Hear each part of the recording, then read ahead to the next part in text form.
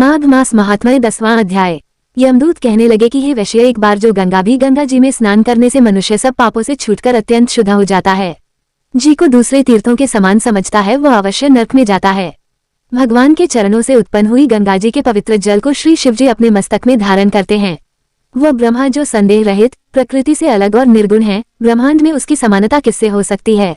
गंगा जी का नाम हजारों योजन दूर से ही लेने वाला नरक में नहीं जाता, इसलिए मनुष्य को अवश्यमेव गंगा जी में स्नान करना चाहिए। हे वैश्य, जो ब्राह्मण दान लेने का अधिकारी होकर भी दान नहीं लेता, वह आकाश के नक्षत्र में चंद्रमा के समान है। जो कीचड़ से गौ को निकालता है, जो रोगी की रक्षा करता है, या जो गौशाला में मरते हैं, वह आकाश में तारागण होते हैं। प्राणायाम करने वाले मनुष्य सदैव उत्तम गति को प्राप्त होते हैं। प्रातः समय स्नान के पश्चात जो 16 प्राणायाम करते हैं, वो घोर पापों से बच जाते हैं। जो पराई स्त्री को माता समान मानते हैं, वो यम की यातना को नहीं भोगते। जो मन से भी कभी पर स्त्री का चिंतन नहीं करता, वह दोनों लोकों को अपने अधीन करता है। जो पराये धन को मिट्टी के समान समझता है, वह स्वर्ग में जाता है। जिसने क्रोध को जीत लिया, मानो उसने स्वर्ग ही को जीत लिया।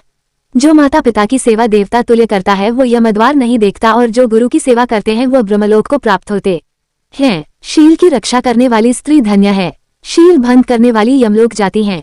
जो वेदों और शास्त्रों को पढ़ते हैं, या पुराण और संहिता पढ़ते और सुनते हैं, तथा जो स्मृति का व्याख्यान और धर्मशास्त्र समझते हैं, या जो वेदांत में लीन रहते हैं, वो पाप रहित होकर ब्रह्मलोक को प्राप्त होते हैं। जो अज्ञानियों को वेदशास्त्र का ज्ञान देते हैं, वे देवताओं से भी पूजित होते हैं।